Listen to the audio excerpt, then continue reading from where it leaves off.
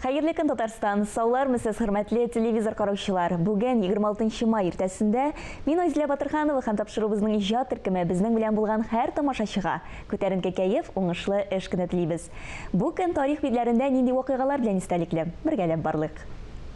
1928 елның 26 майында ФИФАның чираттагы утырышында футбол буенча дөнья чемпионатын 4 елга бер тапкыр үткәрү турында карар кабул ителә.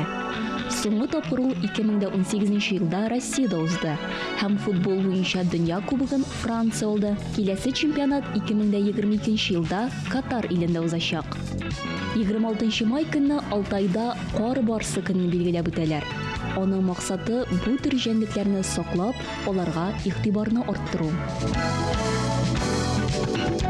Шулай ук 26 май көнне бөтен дөньяда тагын бер үзенчәлекле бәйрәм — ялан аяк йөрү көнен уздыралар. Җир кешенең начар энергиясын алсын өчен кимендә 40 минутлап ялан аяк йөрергә кирәк дип белгечләр. Арбаны кыштан, чананы җәйдән әзерләде халык. Кышкы озын кичләрдә без телевизор караучылар ял итсен өчен Ватан 21 гасыр кинокомпаниясе өр-яңа татарча сериал төшерүгә керешкән. Бу турыда тулырак студиябызның бүгенге кунагы тележурналист, сценарийлар авторы Альберт Шакиров сөйләр. Альберт, исәнмесез, хәерле көн. Хәерле көннәр. Кино яисә сериалның төп нигезе ул аның әлбәттә инде тексты. Һәм сез шул нигезне салучы, әкмәне әлеге сериалның сценарий авторы. Ни өчен әлеге сериалга Алмаш дигән исем бирдегез һәм ул нәрсә турында? Менә бигрәк ноктасына теге басып, өстенә басып бирдегез бу сорауны. Анысын әйтә алмыйм, чөнки хәзер уйлап утырам, беренче серияләрдә аның нәкъ менә ни өчен Алмаш икәнлеге беленә башлый. Шуңа күрә анысын әйтеп тормыйм. Ләкин нәрсә турында дигән вакытта ул авылга кайту турында. Менә безнең буын дип әйтим мен инде шагыштырмача яшь буын вәкилләренең Казанда үзенең көчләрен сынап караганнан соң, нишарадан бишара дип әйтсәк тә була инде, мәҗбүрирәк тә авылга кайтуы һәм күпмедер вакытын шул авылда яшәп, шунда эшләп, үзенең һөнәрен искә төшереп, шунда янәдән эшли һәм яши башлавы турында. Һәм шуңа бәйле рәвештә килеп туган төрле вакыйгалар шул исәптән рухи яктан яңадан ияләшү дип әйтүем инде. Яңадан шушы мөхиткә кереп китү һәм хәзерге көн кешеләренең авыл турында булган стереотипларын азмы күпме таратыр өчен дә эшләнә әлеге сериал, чөнки без уйларга күнеккән юлсыз, мөмкинлексез, эшсез дигән авыллар ул инде Аллага шөкер үткәндә калып бара торган күренеш. Хәзерге көндә заманча технологияләр килә, авылларга да барып җитә алар. Хәзерге көндә авылда да башны эшләтсәң, көчеңне кызганмасаң, яхшы гына, хәтта үзен эш урыны булдырып та яшәргә мөмкин дигән фикерне җиткерү һәм шуны инде сериал геройлары аша сурәтләп тә күрсәтү безнең максат. Димәк, жанры буенча бу комедия түгел. Бу шактый безне уйланырга мәҗбүр итәчәк әлеге сериал, әйеме? Шулай дип өметләнәбез. Бар аның комедияле өлешләре дә, бар төрле казуслары да, чөнки авыл булгач безнең өчен төрле персонажларны кертү мөмкинлеге бар. Без инде авылга кайтып төшерәчәкбез. Нәкъ менә шул авыл декорацияләрендә дип әйтүем инде һәм анда төп геройлар белән генә ярып чыга торган формат булмаячак. Шуңа күрә эпизодик рәвештә булса да төрле кызыклы шәхесләр, кызыклы кешеләр күренеп алачак. Шуңа күрә көләргә дә урын бар, әлбәттә. Һәм аннан соң сатира дигән әйбер дә бар бит инде. Барыбер дә үзеңне искә төшереп, ниндидер үзеңдә шулай уйлаган идем бит әле, үземдә шулайрак итеп эшләгән идем бит әле дип, бераз үзеңнән көлеп алу, үзебездән көлеп алу да бар, әлбәттә. Фәлсәфә ягы шулай ук күп урын алып тора.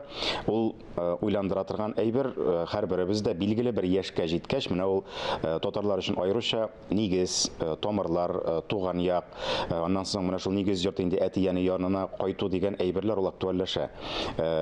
Миңа язган кешеләр арасында да сизелә ул, булай аралашкан вакытта инде авылга кайтыр идек, хәзер авыл гына юк дип әйтүчеләр бар, мәсәлән. Син авылга кайтып бер нәрсә төшергәч, үзебез дә кайтып килгән кебек булабыз, без генә кайта алмыйбыз дип әйтәләр. Шуңа күрә бу яктан уйландырачак әлбәттә. Төшерү урыны инде билгеле дип беләбез. Ул Теләче районында төшереләчәк. Актерлар составына килгәндә. Актерлар составына килгәндә, сценарист буларак аларның составында бик әйтеп бетерәсе килми. Төп геройларга кастинг төгәлләнде. Алар профессиональ актерлар, театр актерлары барысы да, һәм алар белән тагын аерым эшли торган режиссер дип әйтим инде, продюсер, актерлар белән эшләүче аерым кеше дә бар. Татарстан театрлары, бу Камал театрында, Тинчурин театрында, Кариев театрынан да катнашучылар бар. Шуңа бу яктан безнең күңел тыныч. Һәм алар моңа кадәр сериалларда бик күренмәгән кешеләр, араларында бар шулай ук инде теге гел ияләшкәннәре генә түгел. Исемнәре билгеле, без инде аны атап язабыз, ләкин менә төшерү процессы башлангач, аларның үзләрен чакырып, үзләре белән сөйләшү күңеллерәк булыр дип уйлыйм. Барыбер дә теге үз өлкәмне сөйләсәм дөресрәк булыр дип саныйм инде. Анда режиссерлар, тагын директорлар әйтеп узар, ни өчен нәкъ шушы актерлар икәнлеген, алар белән эшләү ничегрәк икәннәрен. Теләче ягын сайладык, ул бик нәрсә дип әйтим инде, җайлы гына түгел, безнең өчен зур табыш булды, бик матур каршы алдылар безне. Без инде анда кыш айларында ук кайтып, күреп килдек, шамалап, кайсы урында нәрсәләр эшләргә булганлыгын, әле дә даими рәвештә йөреп торалар, яңа локацияләрне карап, эзләнеп торалар. Бу почмакта бар икән әле дип, иҗади төркем гел нидә, эзләнүдә юлда. Кастинг дигәннәре әле бу көннәрдә дә булачак, ансы инде эпизодик рольләргә һәм актерлар арасында шул кичерәк рольләр белән, ләкин әһәмиятле рольләр белән Теләче районы халкы да катнашачак.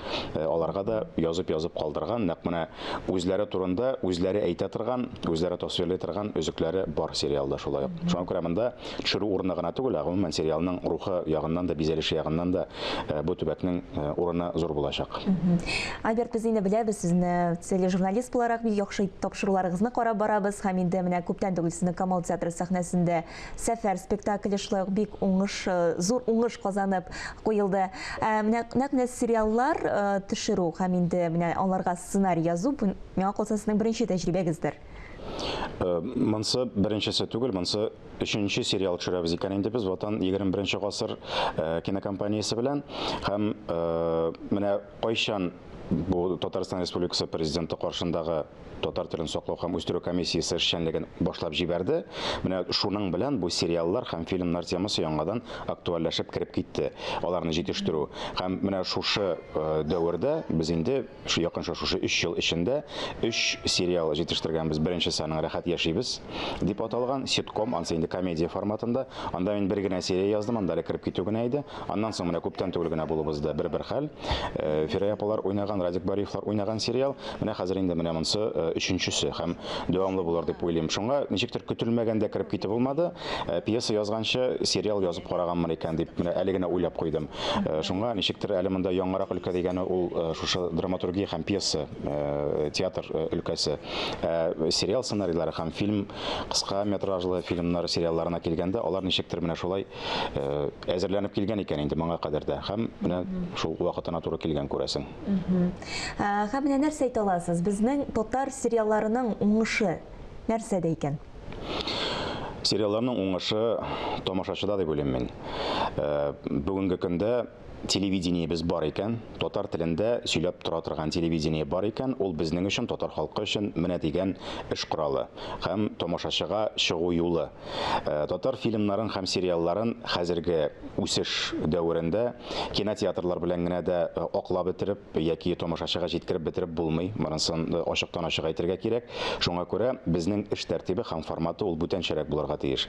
Татар халкы телевизор карый, телевизор тирәсендә үсә тагын интернетка кирип киткән каналларда, ягъни алар булдырган материалларын җайлап кына социаль челтәрләргә дә кертеп бара һәм үз тамашачысын шунда да җыя таба туплап тора. Шуңа күрә безгә әлеге мизгелдә дип әйтик инде, әлеге баскычта шушы форматка күбрәк басым ясарга кирәктер. Әгәр дә татар телен аңлап анда язылган ниндидер нечкә генә урыннарны шул ук нигез төшенчәләрен хәтерли, кабул итә ала торган тамашачыбыз бар икән, ул сериалларны караячаклар. Аның күрсәткечләре булачак, рейтингы булачак дип әйтүем инде кирәк икән әле бу, моны үстерергә кирәк икән дигән фикер туачак.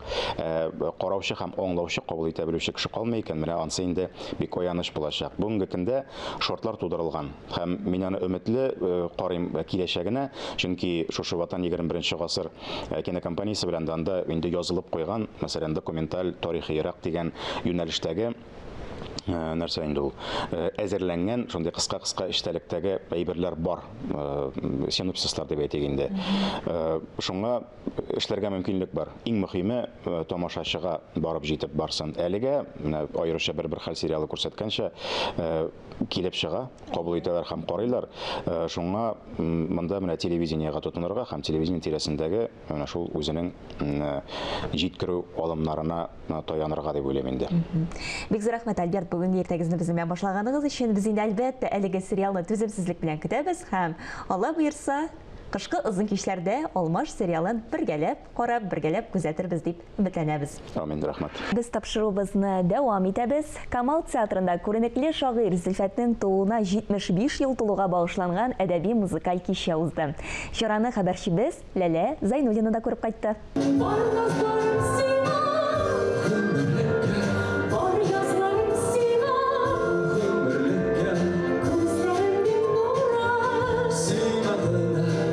Сөю символы мәхәббәт гимны Хаман яратам шигыренең сүзләрен язып та халык күңеленә үтеп керә алыр иде ул Зөлфәт Маликов. Мин хан түгел, Зөлфәт кенә дигән шагыйрь иҗаты белән ханнардан биегрәк күтәрелгән халыкның үз шагыйре, җырчы шагыйре ул. Hiç şefkatsiz ufuk, yine ora gitsem ümitsiz yar, en sonunda kutulgusuz ışık. Xanlar mına erişkenge kadar uzar idi küpme canını düşep. Min nicikler uzimsın bu yolunu, min xan tugul, min bartik Zülfət. Соңгы арада шәхесләрне барлау, исемнәрен мәңгеләштерү уңайыннан истәлек такталары кую, урамга исемнәрен бирү, искә алу кичәләре ешайды. Мондый чаралар бакыйлыкка киткәннәргә кирәк түгел, аларга ихлас кылган дуга да җитә. Ә без исәннәргә зарур ул. Галиәскәр Камал театрында Габдулла Тукай исемендәге дәүләт бүләге лауреаты, халкыбызның сөекле күренекле шагыйре Зөлфәт Маликовның тууына 75 еллыгына багышланган чара узды. Мәшһүребез Зөлфәт абыйның вафатына 15 ел үтеп киткән. Халык, укучылар аның иҗатын өйрәнә. Зөлфәт абый үзенең бер язмасында шигырь ул дуга, шигырь ул тарих, менә шундый шигырьләрне бәйләп әйткән иде. Без аның белән Рустәнә яшәдек. Авылларыбызда күрше иде. Торган фатирларыбызда, йортларыбызда күрше иде. Безнең дачалар да безнең күрше булды. Зөлфәт абыйдан аның иҗатыннан үрнәк алып, менә шушы устазым дип санап, достым дип санап яшәдем. Зөлфәт поэзияда беренче адымнарыннан ук үз йөзен тапкан, заман шаукымына бирешмичә, шигырьне изге дуга итеп караган. Каләмдәше Мәдәрис Әгъләмов әйткәнчә, торгынлык чорында да үз кыйбласын югалтмаган шагыйрь. Son minutта үз телеңдә әйтә алсаң әни дип. Son minutта үз телеңдә әйтә алсаң әти дип. Үзләреңә яшьләр тыгылыр. Туган теле әнә шул булыр. Шагыйрьнең тышкы кыяфәте рухы белән тәңгәл килә. Ходай аңа барысын да биргән. Әйе, Зөлфәт бәхетле, шигырьле заманда яшәде. Şiiri sözüm benim, saf tılsamım, ağır şakta sizge kağılsın, soğuktırsın, gurur etsin sizni, kişi etsin sizni putulsın. Kardeşlerim, sizin janda tuğan şiirlerini aytır söz küçün, ni işindir Xuday mena bergen. Ölüşüme degen kümüşüm. Ижатын балалар редакциясына башлаган Зөлфәт беренче татар балалар операсы либреттысы һәм Татар дәүләт курчак театры өчен язылган пьесалар авторы да. Мин Кәрим Тинчуринның Хикмәтле Дакъат дигән пьесасын эшләнеп бетмәгән пьеса инде ул язып бетерелмәгән ул аны куйдым инде. Шуннан мин Зөлфәткә мөрәҗәгать иттем. Мен әйтәм менә сүзләр, җырлар, биюләр кертергә кирәк, ул комедия. Ләкин Тинчурин өлгермәгән күрәсең инде, ул аңа менә дигән сүзләр язып китерде. Менә ул шундый теге социаль заказларны да үти ала иде. Аның һәрвакыт теге кешесендә нәрсәдә буладыр, күңелендә нәрсәдер буладыр. Талантлы кеше, талантлы булган сайын кеше гадирәк була бит. Ул бик гади иде. Бик теге яңа башлаган шагыйрьләргә, шагыйрәләргә бик игътибарлы иде. Шигырь китабыма кириш сүз язды. Аннары мин аның күп кенә шигырьләренә җырлар, романслар, вальслар иҗат иттем. Рәдиф Гаташ Зөлфәтнең остазы, хәлфәсе булган. Аңа мәктәптә дәрес биргән, әмма ул үзен Зөлфәтнең укучысы дип саный. Ул тел остасы. Той тарафыннан бирелгән ул. Ул аңа инде туган ягында Мөслим районының Яңа Сәйит авылында үскәндә ук ул шулай икән. Моны үзе дә әйтә бит. Тагыр кыяфәтле картлар миңа гыйлем ягы бәлки кыскарак, гыйльми лекциялар укыдылар. Профессорлардан да остарак.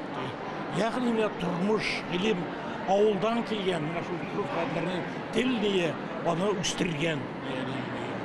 Ул бер караганда Сергей Есенин шикелле табигать, авыл туган теленең җырчысына була алыр иде.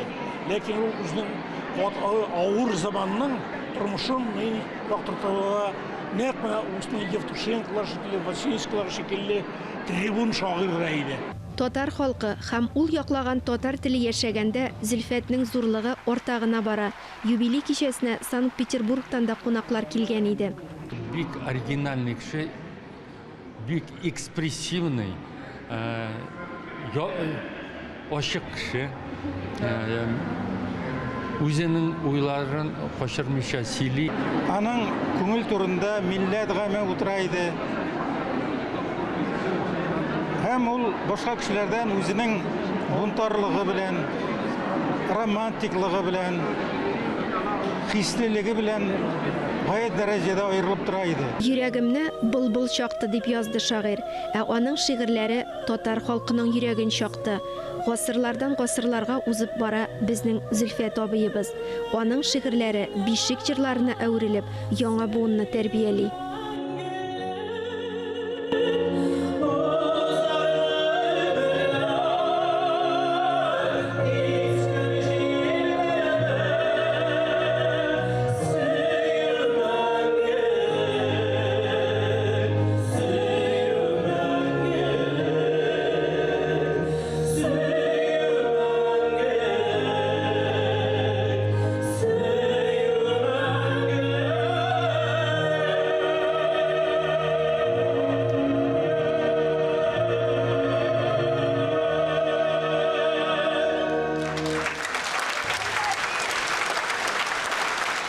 Бүгенгә шулар иде. Мин Айзилә Батырханова һәм тапшырыбызның иҗат төркеме сезнең белән сау булашабыз. Исән-имин булыгыз.